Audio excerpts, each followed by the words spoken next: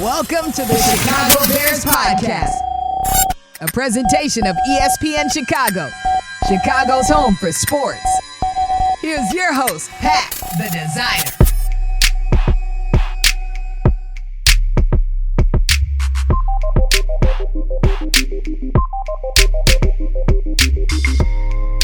Bird on, Bears fans. My God, Lance, we've got a victory Friday. It was a Thursday night. It was a Thursday night game, short week, but the Bears come out with a dub. Not just a dub, though, an absolutely dominant dub on the offensive end. The defense did some really nice things as well in that game. We got to talk about that. Also, got to look at what we saw from this whole Claypool situation moving forward. He's now no longer here. And finally, unfortunately, the passing of the great Butkus, getting some insights on what his legacy is as a Bear with another great Bear in Lance Briggs. All that and more on today's episode of the Chicago Bears Podcast. Hit that like button, subscribe to the page. Y'all know what to do, man. Who's worried about that? The Bears won, Lance. How are you feeling, brother?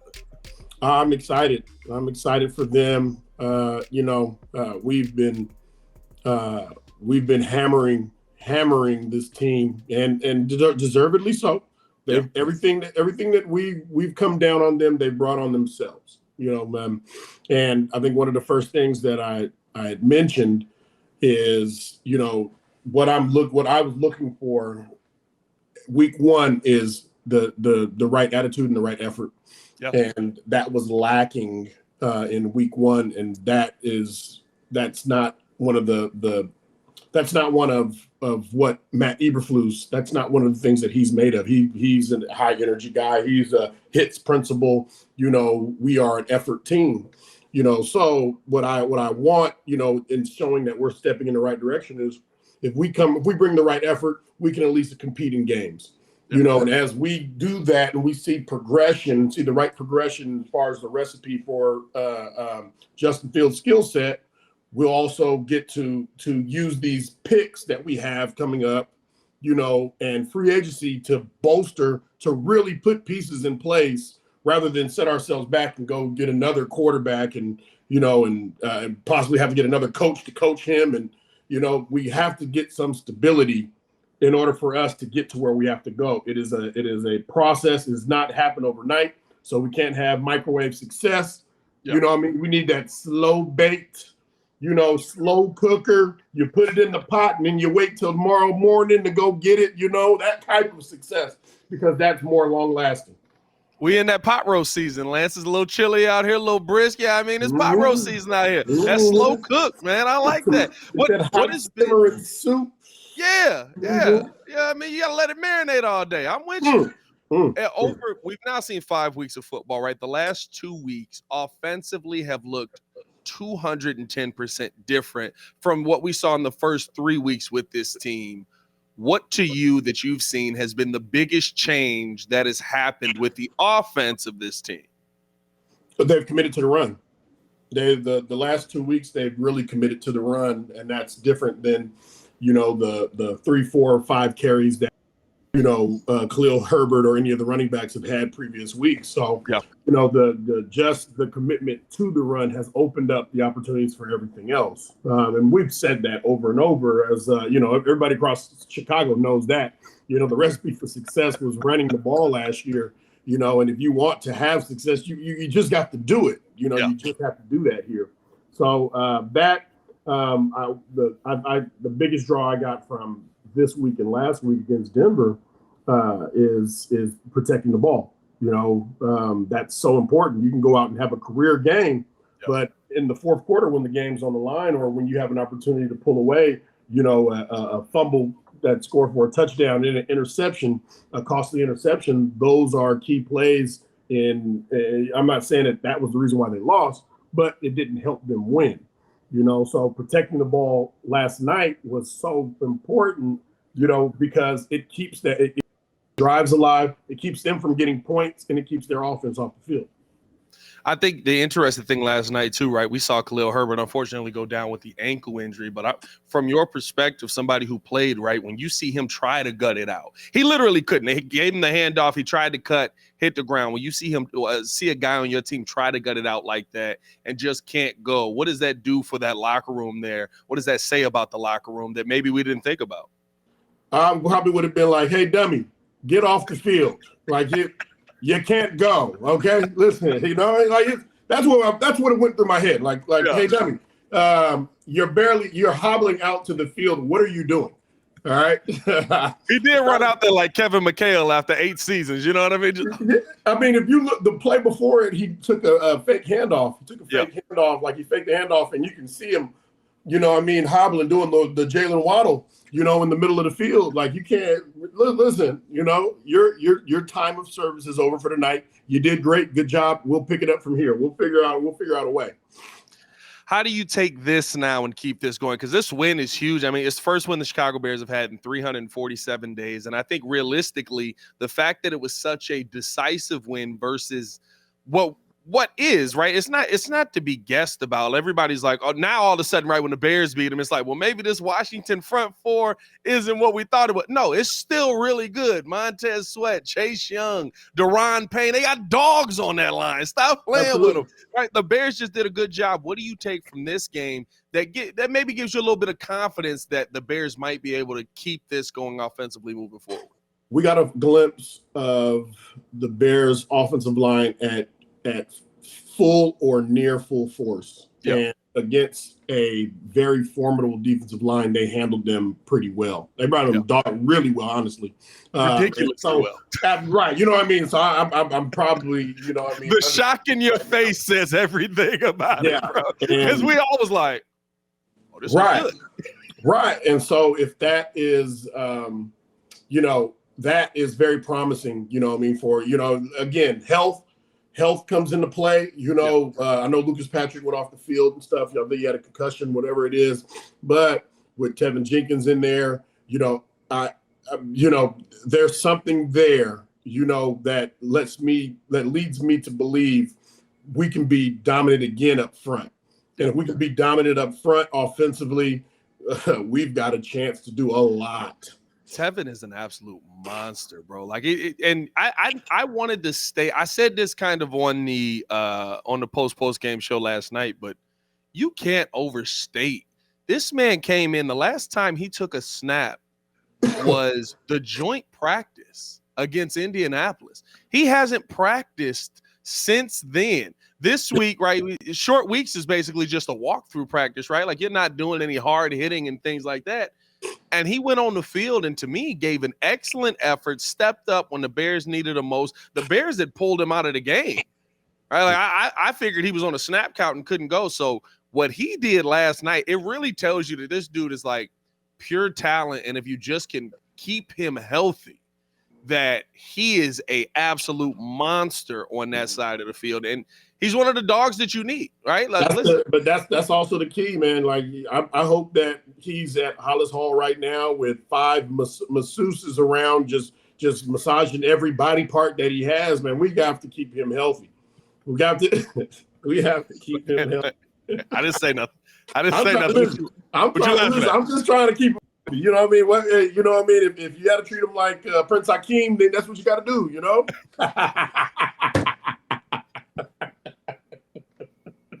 The Royal is clean. Oh, man. Yeah, I mean, listen, the fact that you saw him get out there and be able to make an impact, I think it stabilized a lot of what this offensive line has been going through as well. But I also have to credit, right, like, to me, the scheme that we saw last night was it was an elite scheme because you were able to make those changes while losing pieces, right? You see Cody Whitehair have to go over to center, Tevin stepping in, Ja'Tyre Carter getting into the mix a little while after Tevin had got pulled out. You don't usually see guys swap in, swap out O-linemen like that, and the scheme just stay on point. There was a little bit of time in the third quarter where it looked like they kind of got mixed up there. But for the most part, I thought that offensive line did an elite job last night versus a front four that I don't care what anybody says today. That's a ridiculously good front four. I love the fact that they were able to attack the DBs, though. The DBs are not as elite as that front four. Correct. You know, but you know, there were also situations where they had man coverage and Justin threw some what they call 50-50 balls. Yeah. You know, and there was a lot. Obviously, you see the trust in DJ Moore and what he does after the catch. You know, I mean, he's got great hands, but what he does after the catch, I think that makes him extremely special.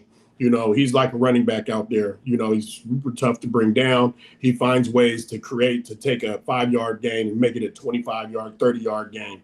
And, you know, the thing about it is I'm sure Justin looking at film today, he's like, man, I left some plays on the board. You know, I mean, there were some opportunities, there were some overthrows and this and that. You know, I tidy that stuff up. You know, this goes from a 40-point game to a 50, 60-point game. Yep. You know, we really pull away. So I think that's a super positive within the win, you know, constructively, where it's like, man, you know, we could have played so much better, and we played well, but we played so much better that we could have gotten so much more out of this game. And so the learning aspect is pretty big. Let me ask you this, right? Because this has been the narrative that is now out there, right? And I don't know if I buy into it fully, but it is kind of intriguing. The Bears' first 3 games were abysmal, right? They played none of their starters in preseason. Their first 3 games were abysmal, which basically would be your preseason. Week 4, we're like, what the heck is this offense? This looks amazing. Week 5, they get a win. Does preseason matter? I feel like I've asked you this too many times. Does it matter to the point where now we basically just have to say, if you're not going to play guys in preseason, we basically just have to say the first 3 weeks is a wash? Well, when games count, you know, whenever a game counts, you know, it's important. So you should be putting your best foot forward. Yeah. You know, are you getting in everything that you need in training camp? If you're not getting everything that you need, if you're not getting those bang plays, you're not getting full speed ones versus ones, joint practices, all that good stuff, getting after it. If you're not getting after it, then you're not in football condition. You know, you might come in shape, you might come in training camp in shape, but your body has to go through some bang around violence, being thrown, tossed to the ground, stepped on, you know, all these things that make you, I mean, honestly, it make you want to cuss somebody out, you know, that kind of stuff. You know what I mean? That the kind of stuff that as soon as you're done, you know, whether you tussle, you fighting them practice, as soon as you're off, you're getting iced up and you're talking to the trainers about what happened today and trying to explain to them the pain that you have and how you're going to have to get out to practice the next day. Yeah, it's interesting to see the switch flip. And I think we've seen that kind of with a couple of teams where we were like, "Ooh, you don't really look that okay, all right, hold on now. Maybe you're kind of starting to get it together 4 weeks into the season." I think this is just the NFL that we're heading for, where now listen, a start 0-4 is unacceptable no matter when the time is, right? Like, I don't think that that's a recipe for success. That's not what I'm saying, but like, teams aren't playing guys in the preseason. They're kind of just using the regular season games to get themselves in order. And it's like you said, maybe it just takes a couple of weeks to get yourself into football shape when you're not doing that. Yurko talked about the practice on last Friday's episode, talked about our training camp. He said, I saw the first one and I saw how they were practicing and the fact that they weren't forming up. They weren't tackling. They weren't doing. He's like, this is useless. They're just running around for It is. Like there's nothing for them to do out here. The big guy should have stayed home. Yeah, it is. And the thing is day one of pads on, listen, I'm looking over at the offensive captains. They're looking over at me. Yeah, we're going to strap it up because we're popping today. Yeah. We're popping today. As for the next however many days of practice, we're popping. Yeah. And after a week or so of going at it ones-on-ones and maybe in week 2 sometime, it's you. Then you look across that locker room. Hey, you know what I mean? Okay, all right, I got you. All right, I got you. You know what I mean? And we're gonna pump. We're gonna touch pads, but we're gonna ease up a little bit. You know what I mean? We're gonna form fit. You know what I mean? But it's so important that first day, those first 4, 5, 6 practices to really get back into the mode of the aggressive nature of football. Yeah, I love it. And it seems like the Bears are finally forming up, getting into shape. Let's talk about what we saw from the other side of the football. We do want to let you know that tonight you can go get your tickets from the Hard Rock Casino in Northern Indiana, because that's what this pod is brought to you by. You can see John Mulaney and Pete Davidson at Hard Rock Live. Tickets on sale now. Get your tickets. Really, really rocking with Pete and John on this one. I love it. Let me ask you this, Lance. 20 points from the defense allowed, 2 takeaways, 5 sacks. I believe 3 of them came on that last drive. But the numbers would say that our defense looked elite. The tackling that we saw on the field would leave some questions on that. But you still went out there and got the job done against an offense that the week before went toe-to-toe with Philadelphia. What did you see from the defense? What's your estimation of what this defense did in yesterday's game? A few things that stood out. The effort. So, yes, there were missed tackles, but because there were 11 guys that were flying to the ball as fast as they can, as hard as they can, we can make up for some of those missed tackles. You know what I mean? We got guys down. We would get guys down because one missed tackle led to three or four other guys that were flying in and getting the Commanders down. Aggressiveness. You know, we blitzed more than I've seen us blitz all year. You know, and it was, you know, but even if you're not blitzing, there's a way to play aggressively. Yeah. And I felt like we played more aggressive last night than I've seen us play all year. The sacks, you can win like that. Yeah. You can win games when you can get to the quarterback. For me, right, last night, my biggest thing was I would rather, because the coverage was porous still, right? When they threw it down the field, Sam Howell missed some throws. But there was a lot of times where it was like, wow, he's wide open. He caught the football. He's moving the chains. We gotta be better on that. But there were other times where the pass was completed, and I was like, I can live with that because Flus was blitzing. So there's less men in coverage, right? Are you to a point because we can't get pressure with this front four where you're willing to live with maybe some gaps in coverage anyway? Even if we got them all back there, we can't cover them great, right? But some gaps in coverage, but to force pressure on that quarterback, force him to make a quicker decision. No, I don't. I would never concede to the gaps, having large gaps in coverage. Now, if a quarterback's hitting small windows, then I can, those are things that I can live with. There's an area where in specific defenses, in all defenses, that if a quarterback places it perfectly in this position with a good-handed receiver, that's the throw you have to make, but you have to make that every time. Yep. It's very hard to make. A lot of times you have to make it off the back foot, or you have to make it moving to your right, moving to your left. This moves that ball slightly right, slightly left, or slightly higher than where you want it. That allows us to make play defensively. So, as far as the and I do understand that, when we're blitzing, if we don't hit home, there is going to be some a window for him to make opportunities, and that I also agree with you on that one. Where we had opportunity to get to the quarterback, he evaded the rush. There's going to be a space for an opportunity for him to get to complete this ball. But again, the effort.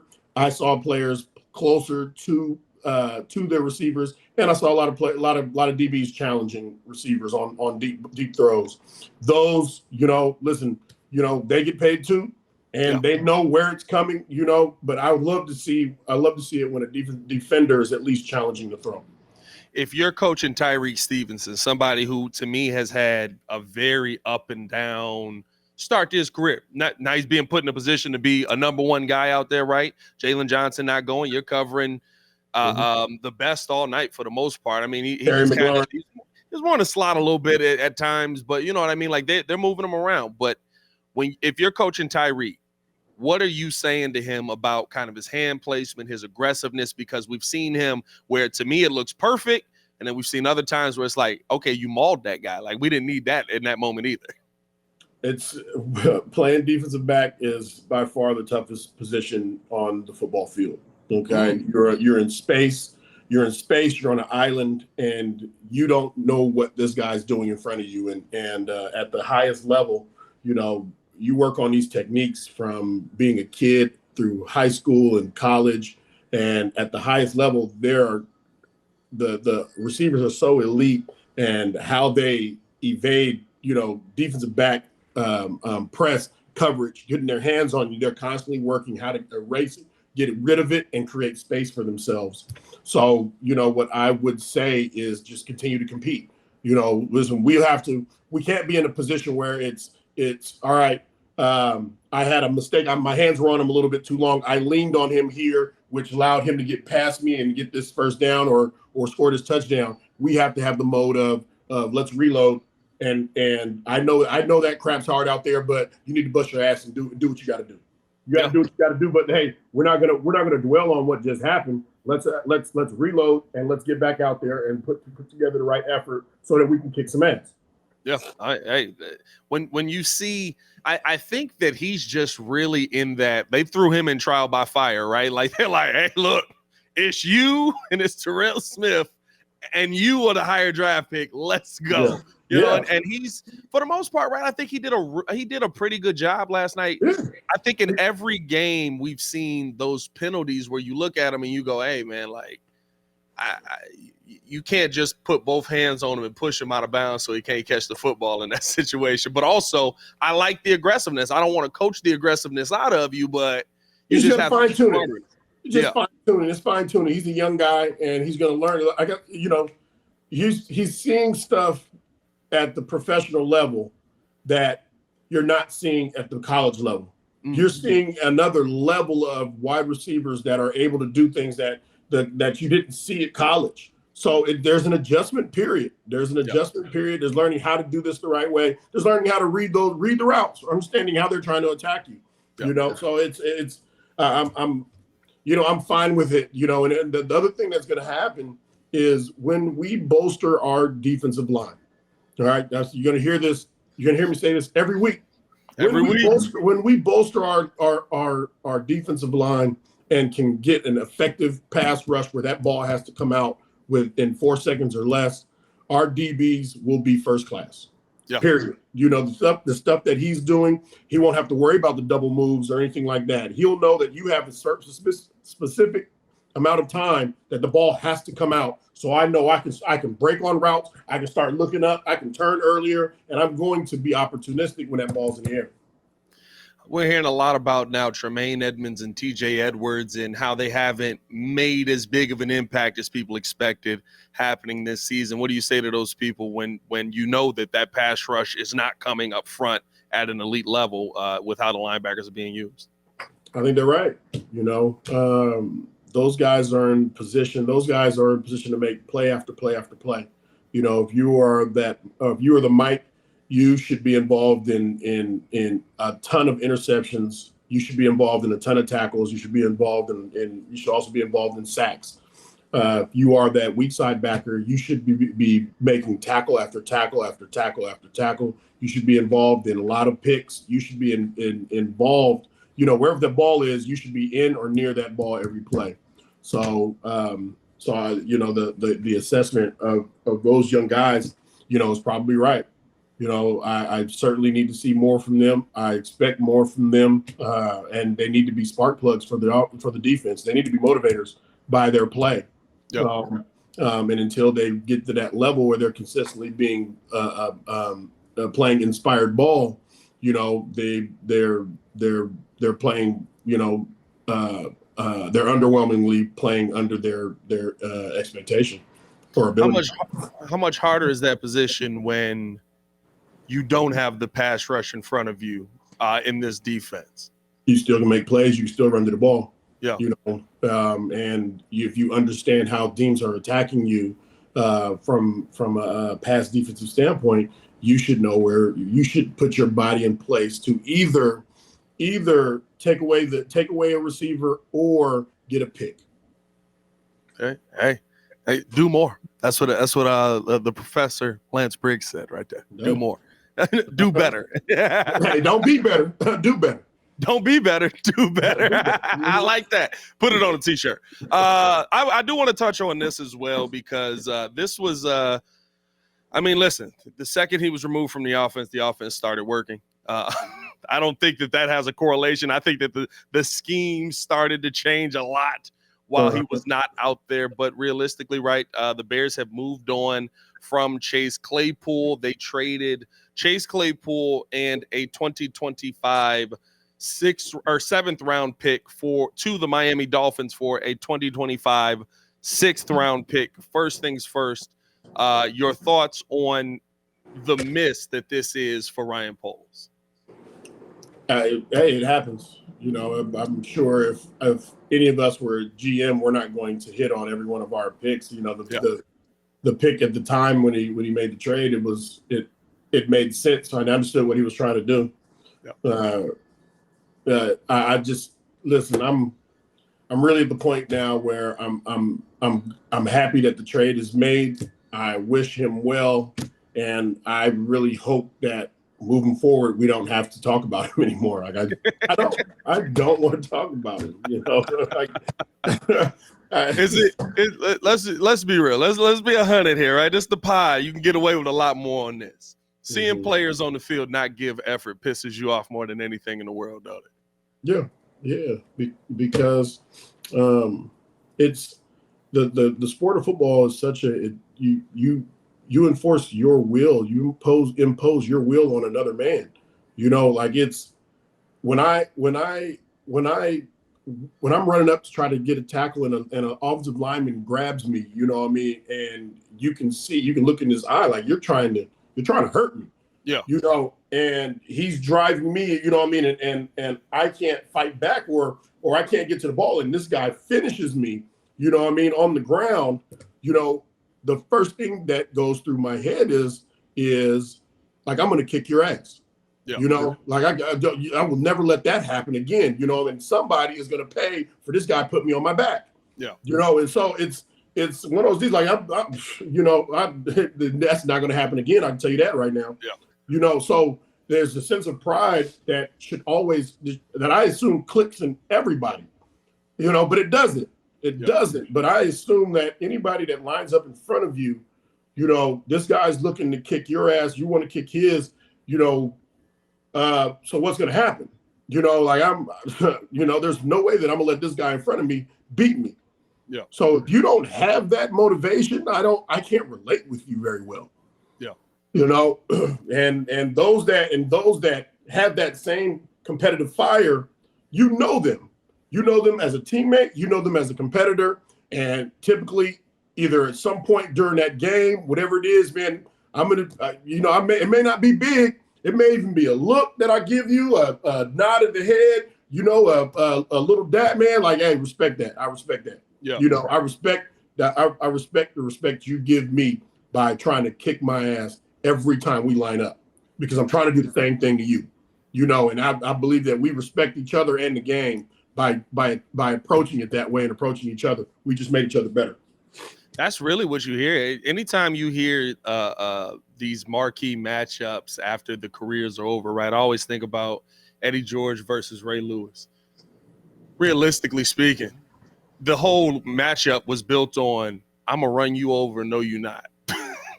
Right. And they have the greatest respect for each other in the world, because Eddie George was like, I got to kill you. Yeah. And Ray was like, you're not going to kill me. Correct. Right. You know, and that's so when I see, you know, when I see certain things on the field and you have to go, any player that has to go in front of the team to apologize for your effort, and you turn on the film and the little DB is driving you back, you know, 10 yards in the backfield, man. Like, come on, man, there's got to be some sort of self-pride that says, what's happening here? You know what I mean? How did I let that happen? You know, I just don't, some of that stuff I don't understand. And that's why, you know, I'm glad that we're coming to an end on talking about that. Yeah, 100%. And able to get a 6th round pick out of it. It's a miss, like you said. And it's a miss that I'm willing to see my GM take chances like that because that's not a miss that cripples the Chicago Bears for the future, right? Like we think back to Ryan Pace, the misses he had were like, hey, you want 7 first-round picks just so I can get this one? Like that crippled us for years. Correct. The fact that Ryan Poles was able to flip all that, get a bunch of draft capital back for us to have our drafts back in our own favor, right? Like that's actually a plus. I'm okay with you taking a swing because guess what? If he hits, you've got an elite wide receiver that is 6'4" and 240 and down the field. And if he misses, yes, we lose out on the pick, but we still have our first-round pick. We, in fact, have 2 first-round picks. It is a miss. I'm not absolving him of it, but I like the fact that my GM is willing to take those chances, but not take those chances with all of our draft capital. Yeah. I thought it was a risk worth taking, especially at the time. We needed something. And we needed someone that can come in and be a target for Justin. And we went and thought we had gotten him, and we missed. Yeah, we missed. We're at the point now where he's getting ready to go ahead to Miami. So let's turn the page. My favorite thing is the next week we just see like Equanimeous was a healthy scratch for 3 weeks in a row. The next week on the film, you just see Equanimeous driving people out of the way on run plays. Like I know you don't want your wide receiver to be a blocker, right? Like that's not what you want him to be known for, but he's good at it. He's ridiculously good at it. You want your receiver to be a hell of a blocker. You cannot just be a guy that goes and catches the ball. You need to be a complete player. Well, EQ really don't catch the ball, like he's mostly a blocker. I think that's no doubt. There's certain guys that you get tight to the formation. That guy's not coming in there to block. You do know that, absolutely. No, but I loved it. Like the very next week, all of a sudden the offense is clicking, and I just see Equanimeous just driving people out of the way. I was like, this is what we've been looking for. Hey, look, and then you see the DJ Moore screen pass yesterday, instantly works. Equanimeous clearing people out. I'm like, I love it. Right. I love what I'm seeing here, man. Let's finish it out with this because there is something to be talked about when it comes to effort off of this conversation, and somebody who gave the Chicago Bears every ounce of effort that he could in his 9-year career. Dick Butkus passed away yesterday at the age of 80. Lance, what was Dick Butkus like in that room, even when you were there? What does his legacy mean to the Chicago Bears as a whole? Well, first of all, rest in peace, to the legend, the man, the myth, the legend. He is the original monster of the Midway. Yep. You look at his film and if you are a true linebacker or want to be a linebacker, he's the epitome of it. He's the definition of it. There's no smiles. It's grit. You see him with mud on his body, on his face. You know what I mean? He's always got that gang face on. And then he's just destroying offensive players. He was big and imposing.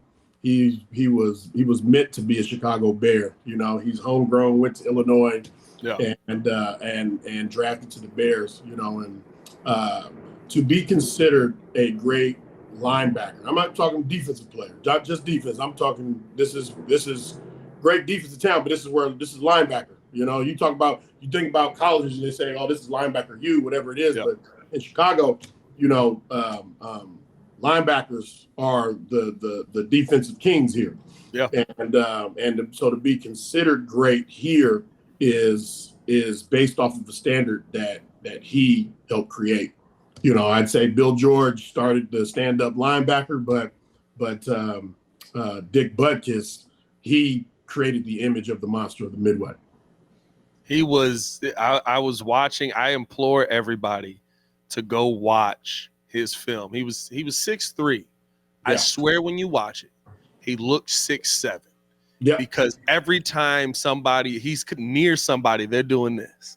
They look so much because you knew what was coming. You knew that he was going to lay you out. And the funniest thing was, I don't remember who said it. There's like a whatever the 60s or 70s version of a 30 for 30 was back in the day. Mm-hmm. And they're like, he couldn't run a 40-yard. It would take him 4 weeks to run a 40-yard dash. But from tackle to tackle, he was the fastest person you'd ever see on the field. He was a leading coverage. He was going to lay you out. And my favorite thing, I need to see somebody bring this back. I swear, every play I saw where he was attacking a lineman, he didn't get blocked. He's just pushing people out the way. That must be nice. It must be nice. Like, literally, they go to block him. He, like, stops, shove them out the way. They go flying right. Then he killed the quarterback. Like, that was a big loss for the Bears family yesterday. And, I mean, listen, prayers to the Butkus family. It was an honor to even see him as an older Bear come back and just be on the field and be just as fired up.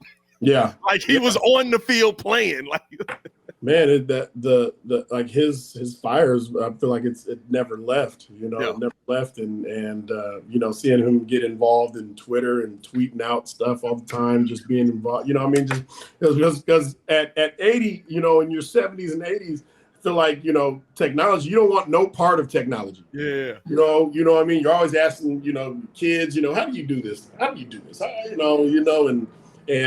to see him engaging, I think is one of the other things that I think made him so endearing, especially in the retirement side. So a lot of fun, a lot of fans, a lot of Chicagoans love being able to see him, put the tweet, hey, give me a quarterback, give me some pads in the quarterback, quarterback to hit in the end zone. So it's awesome stuff, man. He's a legend, and just proud to have been another Chicago linebacker, in that era. Yeah. Did he affect that game last night? That's what everybody's saying now. They saying he the one that affected that game last night. I mean, you can say that. I mean, anybody can use words. You got to go out and play some football. Everyone play some football. Hey, they played some football last night. Mm-hmm. They was flying to the ball. I loved what we saw from our Bears team last night. Last question before we get up out of here. Got Minnesota coming up next week. What we saw offensively, I think for the most part can be replicated. Minnesota's defense is old. I guess that's the only way I really can say it. Like, they trying to hold on to this defense till the cows come home. Mm-hmm. But on the defensive side for the Bears, you got to go up against Jay Jettas. I love what Jordan Addison is doing in his rookie year. I think he's a really good player. I wanted the Bears to snag him up too, but I knew he was going to be gone. Defensively, how do you slow down what we're going to see versus the Minnesota Vikings? Be aggressive. Got to be aggressive. You have to come out with a similar. I honestly think the attitude and the effort's got to be even better. You got to turn it up a notch. You play that way, you give yourselves a chance. But it starts with the talentless stuff. Yep. You have to put forth the effort. You need to be aggressive. You need. I saw aggression here. I saw aggression last night. You need to be aggressive. And if they do those things, at the very least, we give ourselves a chance. Does it still feel to you like there's too many times where it's like, hey, guys don't know where to be? Like, I feel like Elijah Hicks got lost 3-4 times last night. There was but you got to communicate. Yeah. You have to communicate. That's not something that it shows that they believe in. It doesn't show that they believe in communication prior to the snap, giving out certain alerts. You talk about, we talked about Tremaine and TJ, giving out those alerts, what routes are probably going to be run, that puts you closer to the ball. That makes you that playmaker that we're looking for. That gives you an opportunity to get those picks, maybe rip the ball out because it's coming there. So there's a lot of things, but at the same time, at the end of the day, if you put forth great effort, all right, and you bring that right attitude, we have a chance. We got a chance versus the Vikings team that they're not very good. I told y'all they weren't going to be very good. They're not a very good football team. Okay. You know what I mean? Yeah. I haven't seen Kirk Cousins throw on that chain this year, so I feel like we're in a good position right now. Oh, man, I wish we wanted Denver. It'd be so much. It'd be like, oh, snap, here we go now. Hey, man, that's another edition of the Chicago Bears podcast. Hit that like button, subscribe to the page. So we do talk Bears Monday through Friday right here. Of course, make sure to follow us all on Twitter. Me at Pat the Designer, Lance Briggs at Lance Briggs. Y'all stay safe out there, Chicago. Bear down. Bears got a dub. Victory Friday. Let's hope we got another victory Monday coming our way next week. Peace.